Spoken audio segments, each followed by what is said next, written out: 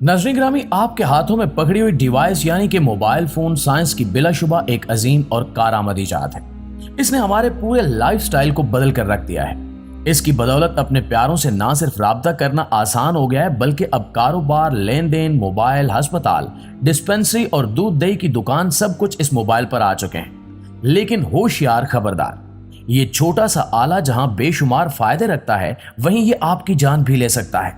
जी हाँ दोस्तों, mobile phone पर ऑनलाइन कर्ज देने वालों के झांसे में ना आए। अगर आपको पैसों की जरूरत है तो अपने किसी दोस्त या करीबी अजीज से उधार मांग लें, लेकिन इस फ्रॉड के गंदे धंधे में हरगिज ना फंसें।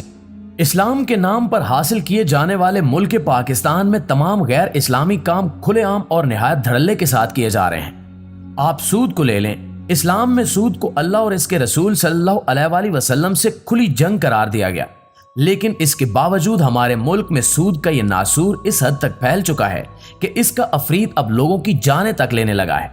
रावलपिंडी में मोहम्मद मसूद नामी शहरी ने सूद का धंधा करने वालों की ब्लैकमेलिंग से तंग आकर जान दे दी। तब कहीं जाकर हमारी हुकूमत और रियासत को होश आया। अब FIA जाग उठी है और रियासत को भी ब्लैकमेलिंग के इस गंदे धंधे को चलाने वालों को पकड़ने का ख्याल आ गया है। लेकिन ये सारी भाग दौड़ महज चंद दिनों तक ही महदूद रहेगी।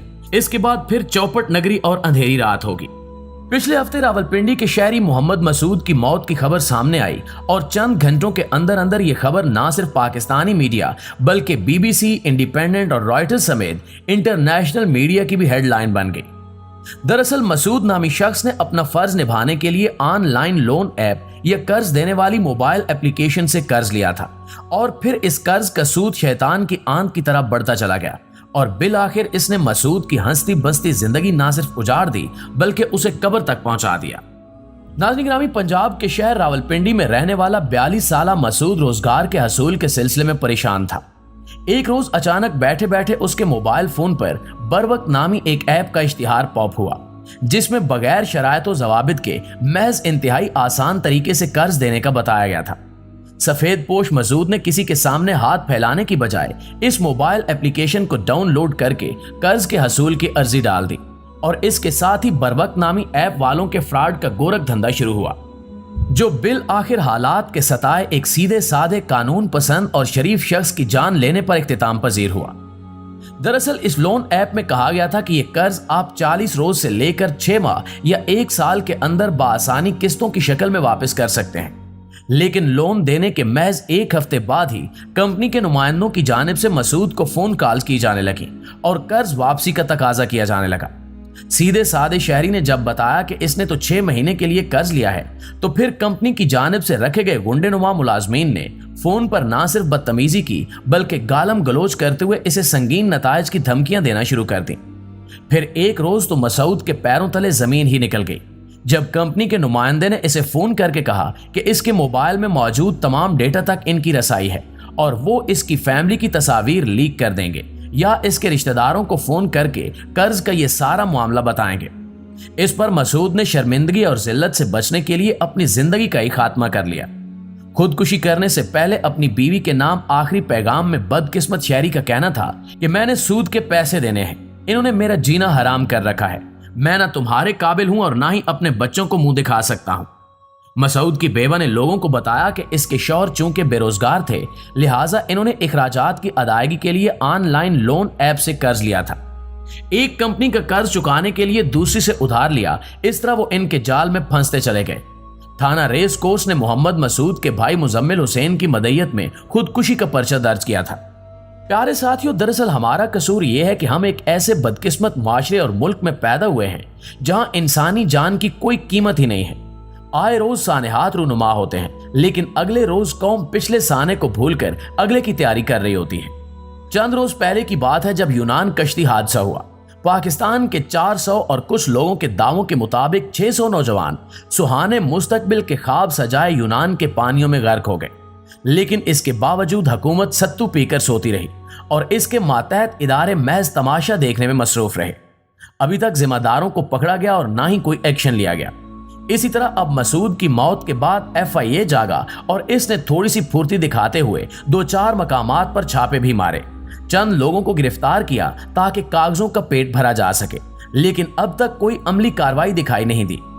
FIA के अपने जारी करदा आदाद व शुमार के मुताबिक उन्होंने अब तक छापों और कार्रवाइयों के बाद 9 मुलजिमान को गिरफ्तार किया है, जबकि 19 अफराद के खिलाफ मुकदमात दर्ज किए जा चुके हैं। हालांकि FIA को चाहिए था कि सबसे पहले वो इन तमाम लोन ऐप्स के दफातर को सील करती। वैसे इनकी जानिब से 1-2 मकामात पर दफ्तर सील किए गए हैं, लेकिन इस कार्रवाई पर भी सवालिया निशान है कि दफ्तर से तमाम सामान और डाटा पहले ही निकाल लिया गया था। अभी तक FIA की जानिब से यह नहीं बताया गया कि लोन ऐप के इस जाल के पीछे कौन लोग मुलविस हैं। नाज़रीन करामी, अंदर की खबर यह है कि जैसे आप लोगों को जानते हैं, पूरी दुनिया में सूद का लेन देन यहूदी करते हैं। तमाम बड़े बैंक्स भी इन्हीं की मिल्कियत हैं, लेकिन आलमी कवानीन की वजह से बैंक लोगों के साथ मनमानी नहीं कर सकते, इसलिए यहूदी दुनिया भर में निजी तौर पर सूद की दुकानें चला रहे हैं।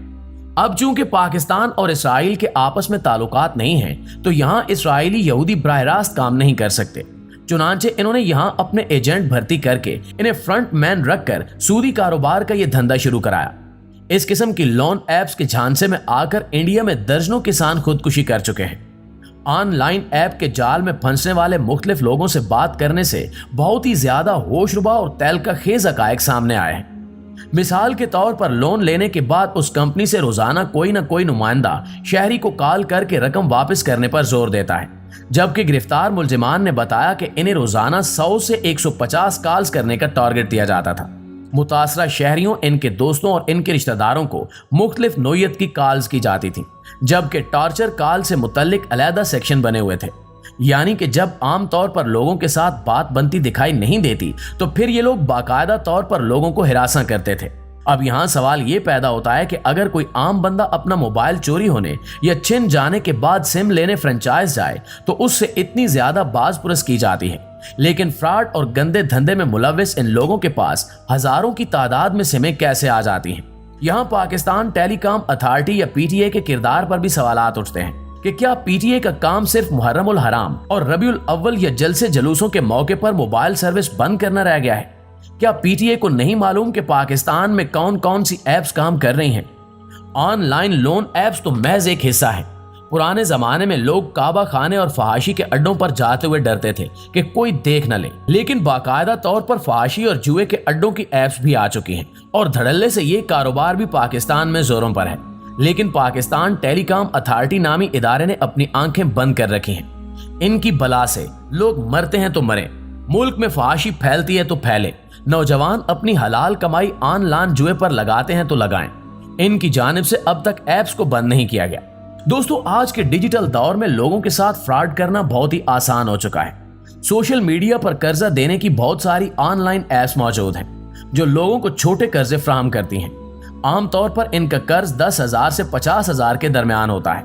मसूद ने इब्तिदाई तौर पर सिर्फ 13,000 रुपए कर्ज लिया था, लेकिन कंपनी ने इस पर सूद बढ़ाते बढ़ाते इसे 50,000 कर दिया। मजबूरन बेचारे ने दूसरी ऐप से 22,000 रुपए का कर्ज लिया। फिर उस कंपनी का कर्ज चुकाने के लिए दोस्तों और रिश्तेदारों से पैसे मांगने पड़े। ये इस कदर सफाक लोग हैं कि सादा लोग शहरियों को ये धमकी देते हैं कि अगर रात 12 बजे तक इतनी रकम अदा न की तो फिर कर्ज की रकम डबल हो जाएगी, और इसके साथ साथ ही इन्हें पुलिस से गिरफ्तार करवाने और जाती डाटा लीक करने की धमकियां तक देते हैं। अब देखते हैं कि 2 बच्चों का बाप और घर का वाहिद कफील मसूद तो चला गया, लेकिन FIA समेत दीगर इदारे कर्ज देने वाली इन ऐप्स के खिलाफ कार्रवाइयां करते हैं या ये फ्रॉड और जालसाजी ऐसे ही चलती रहेगी। आखिर में दुआ है कि अल्लाह ताला हर किसी को इन फ्रॉडियों से अपनी हिफ्ज़-ओ-अमान में रखे। आमीन सुमा आमीन।